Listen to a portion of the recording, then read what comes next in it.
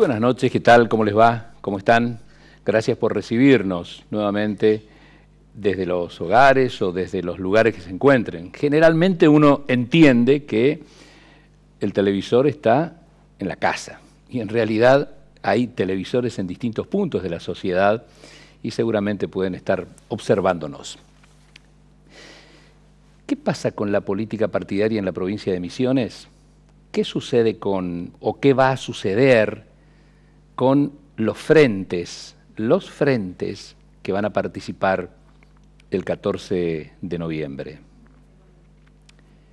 Juntos por el Cambio, por ejemplo, ya está en nuestros estudios Luis Pastori, que queremos hablar con él acerca de, vamos a hablar con él acerca de la última parte de su gestión y seguramente trataremos también la situación de Juntos por el Cambio.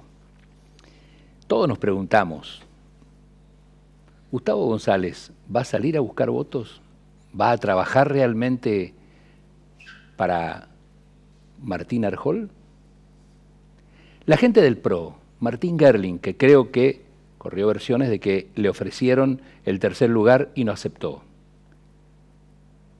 Este otro muchachito de Montecarlo, Kunz, ¿van a juntar realmente los votos para Juntos por el Cambio? Seguramente Pedro Puerta hará un esfuerzo porque está su segunda candidata a diputada nacional o precandidata, ahora candidata en la lista. Pero me parece que el Frente Juntos por el Cambio, que está muy ilusionado con lo que ocurrió el pasado 12 de septiembre, pero seguramente tendrán que reformularse algunas cosas, juntarse un poco más. Cuando estuvo Arjol con nosotros la semana después de las elecciones, 2 días después, decía que sí, que le llamaron, que le felicitaron. Es todo un tema, ¿no? Es todo un tema. Y el otro frente, también, el Frente de Todos. Ustedes lo verán a Martín Sereno pidiendo que voten a un candidato de Cacho Bárbaro. Realmente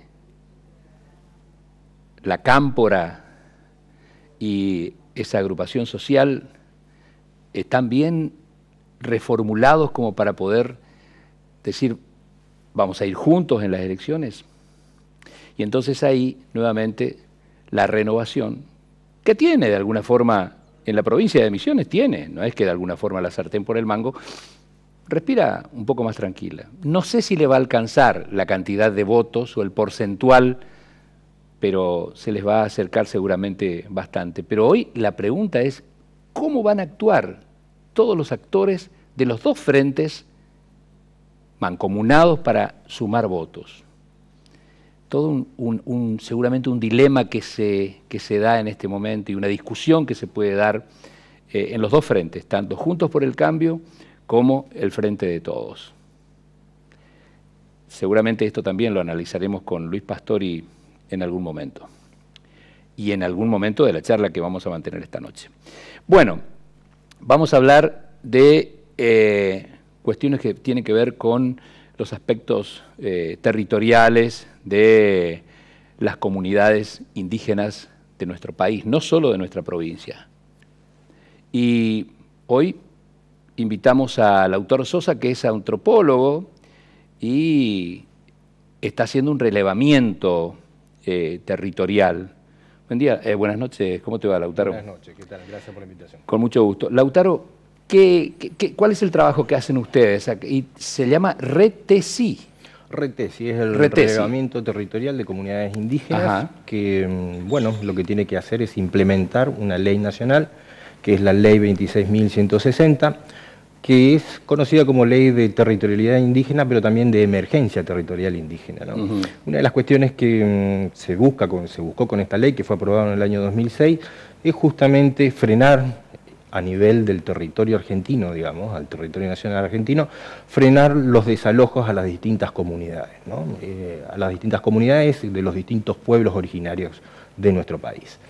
Y es también una ley reivindicativa, si se quiere, ¿no? Es decir, que lo que busca es, o se afianza, digamos, en función de los distintos acuerdos que la Argentina ha establecido a nivel internacional, desde el convenio 169 de la OIT, de pueblos tribales y pueblos indígenas en países independientes, y también que eso después se manifiesta en el artículo 75, inciso 17 de la Constitución Nacional, que entre otras cuestiones reconoce la preexistencia, digamos, de los pueblos originarios o los pueblos indígenas, la preexistencia a la conformación del Estado-Nación. Es decir, se reconoce, el Estado argentino reconoce que estos pueblos existieron antes de que seamos un país, antes que tomemos esta forma institucionalizada o esta estructura que sería lo que hoy conocemos la Argentina, como la Argentina, ¿no? Nosotros pretendíamos hoy comunicarnos vía Zoom con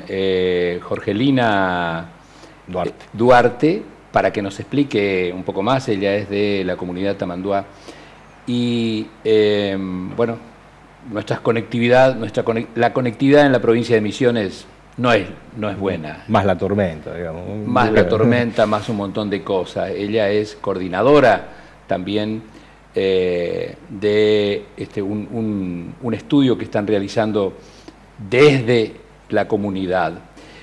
Si es tan amable la producción, vamos a escuchar la primer parte de una nota que justamente Alicia Rivas lo graba con Jorgelina, que nos explica, en este caso, de qué se trata esa ley. Si es tan amable, señor director. Mira, es un tema recurrente, ¿no? Porque realmente nos toca el alma, digamos, de lo que es nuestra esencia, que es nuestro territorio. Por lo tanto, para que la gente que no perteneciente al pueblo Mbuya, imagínense que están siempre como en el límite del desalojo de sus viviendas. O sea, esa sería la comparación que yo les hago. Es la intranquilidad que tenemos las comunidades indígenas ante una ley que de verdad que hace 15 años que está vigente esta ley que justamente la palabra dice de emergencia, ¿no? Que en su momento fue creada para frenar los desalojos que están sufriendo aún con esta ley en las distintas comunidades de distintos pueblos de todo el país. Entonces, no es que las comunidades solamente, obviamente que estamos más atentos y más en emergencia en este momento para la prórroga, pero también es siempre un tema recurrente en nuestros encuentros, en nuestros AT, porque es lo que nos preocupa todo el tiempo, lo vivimos diariamente en nuestras comunidades. Jorgelina, ¿qué crees que está dificultando en principio el avance del relevamiento? Porque decimos, el relevamiento es un piso, después viene la cuestión más de fondo, que es hay que restituir los territorios, digamos, pero ¿qué crees que está dificultando todo este proceso?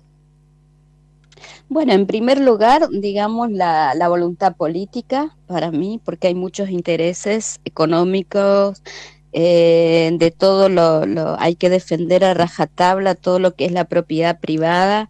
Entonces, para mí, obviamente que no hay una voluntad política, ¿no? En su inicio mismo de la ley, o sea, llevó mucho tiempo para implementarla. En cada provincia tuvo sus dificultades, su proceso, y cada provincia tuvieron su experiencia mejor o peor, pero la cuestión es que a nivel país estamos a un 42% de relevamiento territorial, y acá en Misiones un 45% de los territorios relevadas, pero a tener en cuenta que las comunidades relevadas son comunidades con una superficie, pocas superficie en cantidad de hectáreas, ¿no? Entonces, como que también creo que la dificultad del avance en sí son un poco eso al inicio, después, digamos, se fue como demorando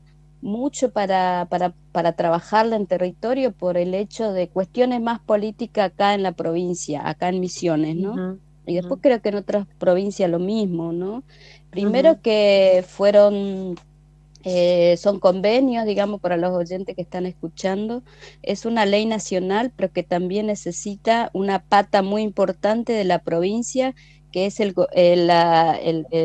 trabajo en sí que se lleva en conjunto, es con el Estado provincial, que se hace un convenio. Entonces esos convenios siempre estamos dependiendo de la voluntad cuando es una ley que está obligando, que se le da todas las herramientas para que se realice ese trabajo en las comunidades. Y bueno, siempre una excusa. Este año, por ejemplo, fue muy lo que nos pasó acá en Misiones, ¿no? Nos venían diciendo al principio de año que no se podía hacer el trabajo porque no tenían camioneta, por ejemplo. Y yo decía, ¿cómo la camioneta? Y la camioneta se comió la vaca, decía yo, como un chiste, pero sí, había presupuesto para comprar todo lo que se necesita para llevar a cabo ese trabajo, porque hay que pensar que para hacer ese trabajo se necesita movilidad, obviamente. Se necesita gente experta y también gente idóneos y conocedora de sus territorios, que son los técnicos MGA, ¿no? Yo creo que hay una mezcla de muchas cosas, ¿no? La voluntad política para mí, y después todos los intereses de todo lo que es la defensa de las propiedades privadas, que son las grandes empresas que tienen el papel y con lo cual el gobierno, el Estado nacional y provincial no tienen muchas ganas de llevarse como un problema, ¿viste? Pero para resolver el problema de fondo es que algún día se tiene que sentar a hablar, no con las comunidades indígenas que tienen clarísimo que queremos que queremos titularización de nuestras comunidades, pero con propiedad comunitaria indígena. Entonces, el hecho en la práctica está que es la única ley que hoy en día tenemos como un reconocimiento formal que reconoce el Estado, tanto nacional, provincial, municipal, el Estado en todo su estamento, sobre la posesión de nuestro territorio. Es la única herramienta jurídica que tenemos para poder en algún momento llegar a una titularización, que es un camino largo todavía para recorrer. Lautaro, ¿cómo...? Mira, es un tema... ¿Cuántas verdades, dice Jorgelina, ¿no? Sí, sí. ¿Y cómo se está haciendo ese trabajo en la provincia? Bien, un poco de historia. La ley se aprueba en el año 2006. Se empieza a implementar en la provincia de Misiones en el 2009. La ley era del 2006 al 2009. Se suponía que a nivel nacional, en ese tiempo, tenía que haber convenios entre la Nación y las provincias. La Nación, cuando digo la Nación, estoy hablando del INAI, el Instituto Nacional de Asuntos Indígenas, ¿no? Deberían hacer convenios con las provincias para poder, por una cuestión de federalización y todas las demás cuestiones, ¿no? Y deberían entonces ir implementando la ley. Por diversas razones, como bien lo dijo Jorgelina, se van postergando en algunos casos tiene inicios tardíos, las razones son diversas, lo que lleva a que se tenga que ir, se termina el plazo y se tiene que hacer la renovación o la continuidad de la vigencia de esa ley, ¿no es cierto? Y en este momento, ya creo que hubieron 2 prórrogas previas y esta creo que es la tercera o la cuarta, vence en 2015 y por eso justamente la importancia de las campañas que se están dando desde de los propios dirigentes y de las propias comunidades para poder solicitar una nueva prórroga, ¿no es cierto? Ahora, para cumplimentar justamente todo lo que falta. En el caso de la provincia de Misiones hubieron 68 comunidades de un aproximado de 118, 120 que se habían previsto en algún momento. Las comunidades indígenas en Misiones tienen, los grupos vía guaraníes tienen una serie de peculiaridades, digamos, que en muchos casos alguna comunidad o un grupo de familias se trasladan a un nuevo espacio, etcétera, movilidad que cada vez se ve más restringida, ¿no? Y en algunos casos las comunidades que están muchas veces sienten esa presión, como bien lo explicó y bien lo manifestó también Jorgelina, de los distintos grupos. Pueden ser empresas, pueden ser grupos de turismo, pueden ser a veces los propios vecinos que son colonos, digamos, también, y que se encuentran en situaciones que también buscan y presionan sobre un pedazo de tierra, digamos. Es decir, es una situación real y evidentemente muy compleja, digamos. Porque quiere decir entonces, Lautaro, que la prórroga, el pedido de prórroga de esta ley es porque no se hizo el trabajo en tiempo y forma. Porque sí, se viene prorrogando en distintas oportunidades. Esta es una nueva, pero de todos modos es importante pedir la prórroga porque falta muchísimo por completar. Claro. En el caso de Misiones, por ahí es un porcentaje un poquitito mayor, pero no importa. Estamos en aproximadamente que quedan unas 48, 49, 50 comunidades todavía por relevar. Eso es así. En el caso personal, digamos, bueno, me toca una coordinación a partir de este año, del mes de marzo, abril de este año, me toca esa función. ¿Y esa coordinación que tenés gente a tu cargo? Exacto, eso implicaría un equipo de trabajo, un equipo técnico operativo, compuesto por gente profesionales, digamos, de antropología, historia, ciencias de la comunicación, y también por técnicos vía guaraní. Digamos, tenemos 8... sin ellos, imposible hacer el trabajo. Sin ellos no se podría hacer ese trabajo, claro, evidentemente. No solamente por la cuestión lingüística, sino también por ese mundo cultural tan profundo, inmenso, que nosotros lo vemos quizá desde nuestras disciplinas profesionales, pero no alcanza, es más, es superficial, te podría decir. Claro. La profundidad del trabajo, la idea de territorio,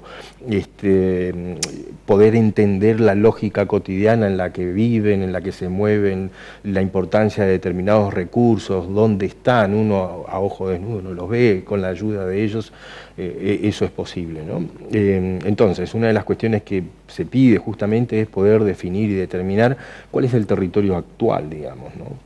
Hay una instancia posterior que todavía queda por avanzar, que es justamente avanzar quizá en esta idea de propiedad comunitaria de la tierra, que la Argentina esa ley no la tiene. Tenemos otra parte para también te quiero preguntar algunas otras cosas más que tienen que ver con el trabajo y qué se tiene en cuenta, por ejemplo, en este relevamiento que hacen ustedes. Pero podemos tener en punta ya la segunda parte de la charla con Jorgelina, donde ella explica la importancia para ellos que tiene el territorio, que es el territorio, ¿no? Bien. Señor director, si es tan amable.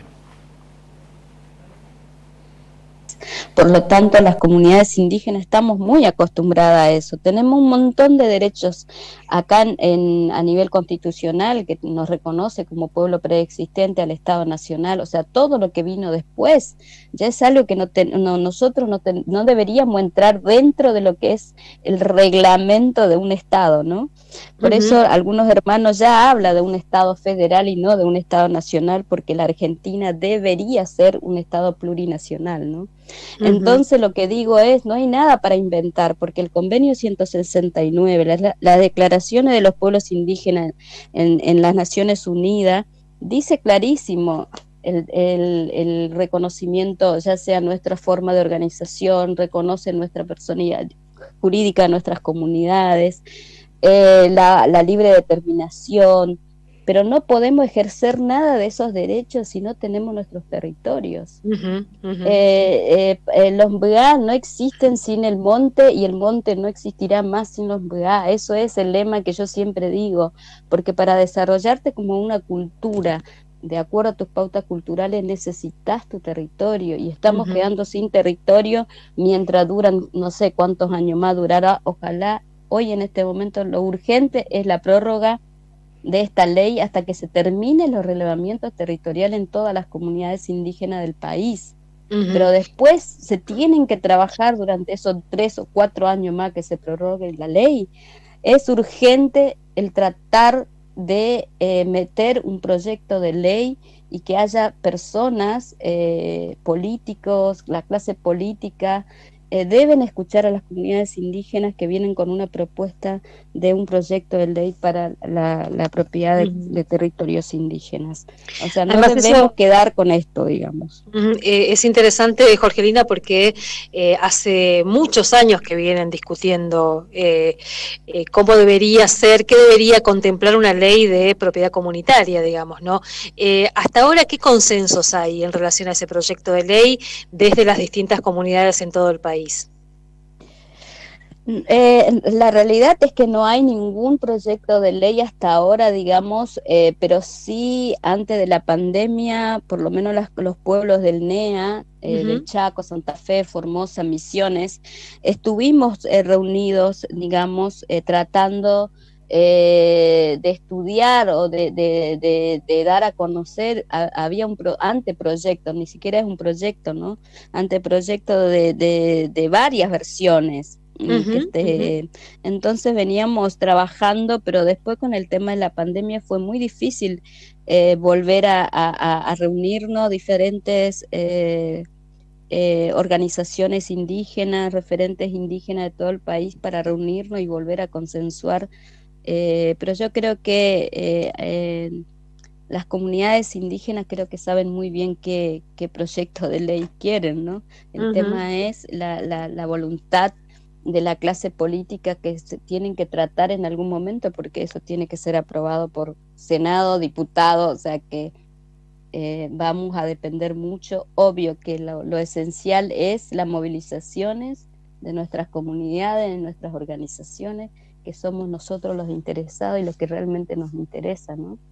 Pero lo más doloroso es que es un derecho que tenemos los pueblos indígenas, pero como dije, si no luchamos nosotros no va a tener no tenemos un horizonte muy positivo, ¿no? Jorgelina, y en relación a la prórroga, ¿qué ya hay contacto? Bueno, realmente es seguramente en algún momento vamos a poder tenerla en el piso a Jorgelina para seguir hablando mucho de lo que ella sabe y mucho también. Ahora, ¿qué cuestiones se tienen en cuenta en el relevamiento, Lautaro?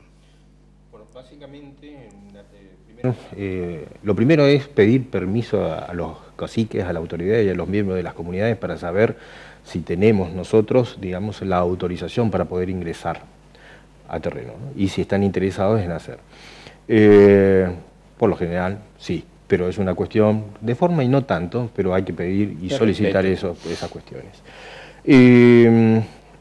Primero ver dónde están asentados actualmente, pero hay un elemento que es importante dentro del relevamiento, que es lo que nosotros en términos técnicos conocemos como el informe histórico-antropológico, ¿no? Ese informe histórico-antropológico da cuenta de la historia de esa comunidad, no solamente desde el tiempo que está viviendo ahí, sino también a veces de sus procesos migratorios, de los distintos grupos o familias que integraron eso, cuáles fueron las que se anexaron, cuáles fueron las que se movieron quizás hacia otro lado, y ahí empezamos a armar esa idea de territorio, ¿no? Porque muchas veces lo que estamos pensando es pensar que las comunidades están fijas, localizadas. Esa es una idea muy nuestra, blanca si se quiere, o no indígena, que por ley le estamos trasladando muchas veces una serie de supuestos. Nosotros estamos acostumbrados, yo te pregunto, ¿dónde vivís? Vos me decís en calle Talcahuano al 232, piso 17 y más, y estamos armando desde otro lugar, ¿no? Medimos las cosas al centímetro. De acá para allá es tu terreno, de acá para acá es el mío. La idea de territorio indígena es otra cosa, es decir, un territorio de uso por donde yo me muevo, por donde yo sé que tengo el agua, determinado tipo de recursos. Cuando uno escucha las historias de los abuelos, de los ancianos o de algunos de los más viejos, digamos, primero que no se movían como comunidades, se movían como grupos familiares. He escuchado historias maravillosas de gente, de abuelos que contaban de cuando Aristóbulo era chiquito, por ejemplo, y se movían en un gran área que era el Cuñapirú, y se encontraban con la familia, qué sé yo, de los Benítez, mientras que los morínicos venían de otro lado, y a lo mejor uno de sus hijos se casaba o se quedaba en esa comunidad porque se había enamorado de su hija, y vivían y se movían hacia otro lugar, pero era un gran espacio territorial. Y nosotros hoy, son las limitaciones que muchas veces nos encontramos. Pero digo, es importante recuperar parte de esa historia para poder dar idea del concepto de territorio, ¿no? Por eso, como bien lo dijo por ahí Jorgelina, el territorio, el espacio, la tierra, no es solamente la tierra, no es el soporte, sino que es el soporte de toda una vida natural y cultural que hace a que el indígena, el enviado guaraní, como dijo ella, sea enviado guaraní. Conoce las hierbas medicinales, sabe cómo curarse, sabe en qué momento tiene que cazar, en qué momento no. Bueno, toda esa historia que sigue viva, a lo mejor... Ese conocimiento... Es profundo. La cuestión es que muchas de esas cuestiones, justamente por los distintos procesos, que tienen que ver incluso con el proceso de colonización de Misiones, que fueron muchas veces los grupos cercándose, y a veces los guaraníes se movieron hacia zonas donde no iban a ser, si se quiere, interferidos o molestados, pero ese espacio ya no existen muchas. Entonces, con más razón, la ley de emergencia es de emergencia, porque ya no hay muchos más lugares. Entonces se requiere con urgencia ese reconocimiento por parte, no solamente del Estado, que yo creo que también hay otra cosa que es el reconocimiento de la sociedad hacia ellos mismos, para poder decir, mira, nosotros tenemos otra forma de vida, o la teníamos y queremos mantenerla en la medida de lo posible. Ese es el espíritu de la ley 2660, claro. Y eso es un poco. Y en términos metodológicos, sí, bueno, vamos, una primera instancia es esa recuperación de la historia, ese informe histórico-antropológico. Y también... Porque hace poco, digamos, ¿cuándo comenzaste a estar...? No, yo conozco la situación desde hace mucho, pero como coordinación y trabajando de lleno recién ahora, desde este año. Ajá. Pero he conocido, sí, hasta un montón de gente que ha estado en los equipos anteriores, digamos, ¿no? ¿Y la gente que está en tu equipo ahora también tiene conocimiento? Algunos, sí, algunos vienen de ese periodo, que ya venían trabajando con el INAI y con los convenios previos. Los convenios previos fueron con el Ministerio de Derechos Humanos, y el actual convenio es con el Ministerio del Agro y la Producción. Es interesante eso también, porque tiene que ver también, calculo que por razones políticas, pero también y sobre todo logísticas, es decir, la amplitud territorial y el alcance que puede llegar a tener el Ministerio del Agro y la Producción, ¿no? Parte de ese equipo, vuelvo, trabajó antes, y parte de ese equipo también se renueva. Y se incorpora también con fuerte peso, la mitad del equipo son chicos jóvenes o no tan jóvenes, pero son miembros de las comunidades guaraníes. Muchos de ellos en algunos casos están haciendo sus carreras universitarias también, o estudiando en el secundario, o algún terciario, o algunos son algunos dirigentes, digamos, y ellos también están trabajando en esta situación. Y algunos de ellos quizás sean en el futuro los próximos Jorgelina, o decir, los próximos dirigentes, claro, probablemente, claro, ¿no? Tiene un efecto importante, yo creo que en estos miembros del equipo, justamente porque les permite primero recorrer ampliamente, digamos, en términos del espacio territorial de Misiones, conocer otras realidades de sus propias comunidades, y a veces también conocer comunidades que ellos sabían que existían, pero no tenían ese contacto directo. Y creo que un efecto importante es también ese, el de conocer y afianzar los conocimientos de la historia propia, ¿no? Contada no solamente por sus abuelos, sus parientes, sus familiares, sus mayores, sino que también contado por miembros de otras comunidades. Eso creo que afianza mucho, probablemente a futuro, digamos, en lo que sean estos futuros dirigentes guaraníes. Y hay 49 comunidades que no fueron todavía relevadas. Que no fueron todavía relevadas. El plazo que nos dimos es... veremos si llegamos en los próximos 2 años. 2 años. Eso es lo que nos propusimos. Vuelvo. Histórico-antropológico, hay una especie de... otro momento importante es conocer el estado diagnóstico, si se quiere, actual de esas comunidades, desde cuántas familias, las edades, ver si se puede armar una especie de pirámide poblacional como para tener una idea de cuántos son niños, cuántos son jóvenes, cuántos ancianos. Al día de mañana, si uno se quiere reunir con esa información, puede llegar a tirar hasta proyecciones, si se quiere, de población. Es básicamente la provincia de Misiones, en la provincia de Misiones la población guaraní son básicamente jóvenes, probablemente el 60-70% de los guaraníes de Misiones tengan menos de 30 años o menos de 35 años, es decir, población muy joven. Además de ese estado diagnóstico, que tiene que ver también con cuestiones de cosas básicas por ahí que permitan comparar con datos estadísticos generales de qué materiales son las casas, dónde obtienen el agua, etc. También hay otro momento que es el de un armado del croquis y también un recorrido, digamos, por las distintas áreas como para poder saber cuál es el área, por lo menos, que hacen uso actual.